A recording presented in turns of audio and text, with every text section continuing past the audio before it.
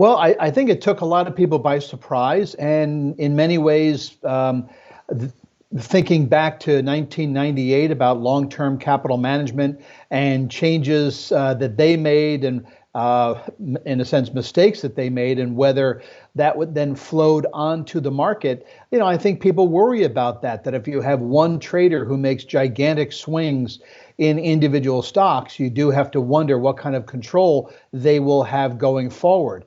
But since you do have managers who manage great amounts of money, I don't think you can really regulate too much every single type of instance that we could experience. So it's something that caused very big swings in Discovery, that caused big swings in Viacom. But I think it's something that is likely to settle down and not be an issue going forward. I think the thing that investors worry about is if changes in market activity, you have big swings in stock prices that then cause investors, hedge funds, mutual funds, et cetera, to have liquidity problems.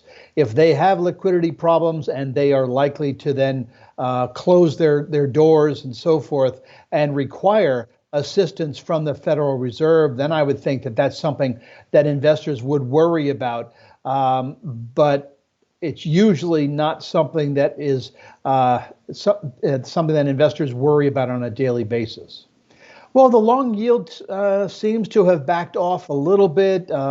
It is now hovering around that 1.70 area. I think investors are breathing a sigh of relief because the angle of ascent has actually started to come down a bit. We're not going to be hitting 2% in the next week or two. It is a number that could be approached as we reach year end. Also depends on how successful President Biden is in getting his infrastructure spending plan approved. So depending on how much money is spent, depending on how much economic activity grows as the year progresses, I think those will all contribute to where inflation is by the end of the year. There's the old saying that if it bleeds, it leads. Negative news is what is remembered by viewers and listeners. So many times that which is reported is that which is negative. I would tend to say that in general, investors will take the bad with the good, meaning the good being we're going to see an improvement in economic activity that's going to translate to stronger earnings growth. The bad is we're going to have higher inflation and probably some higher interest rates as we move forward. So yes, they should realize that higher rates are the reflection of an improving economy. The real question is the speed and magnitude with which the advance occurs. If it goes up in a 90-degree angle, that's not good. If, however, it tends to be a moderate rise, then that's something investors can deal with. I think the market is going through what you would call a correction in time, where we have one step forward, one step back. In the last 10 trading days, the S&P was up as many times as it was down. And last Friday, the S&P closed at a new all-time high. So usually the last half of March is negative. And whenever the performance has been down, it's actually set the market up for a nice April. Average price change being about 2%.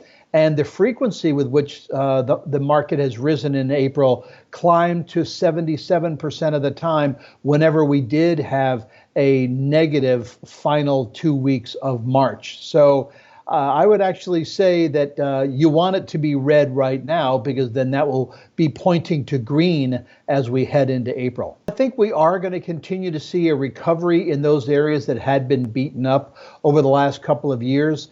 The real question is whether we do end up seeing another wave of COVID affect the U.S. and affect the globe. So right now, expectations are that earnings will be improving, the economy will be advancing in the second half as more and more people get the vaccine and lockdowns become lifted over time.